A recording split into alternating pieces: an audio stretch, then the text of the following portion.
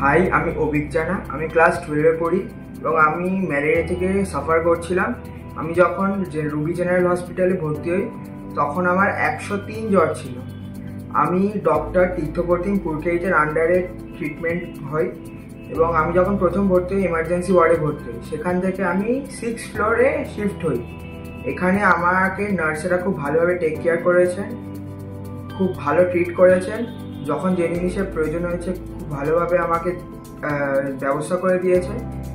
এখানকার ফুড ব্যবস্থাও খুব ভালো, সার্ভিসও খুব ভালো। আজকে আমার ডিসচার্জ ম্যালেরিয়া রিচেকের পর সেখানে নেগেটিভ এসছে। আজকে আমি বাড়ি যাচ্ছি, আমি সেটাই খুব হ্যাপি। আমি সার্ভিস নিয়েও খুব হ্যাপি। Thank you.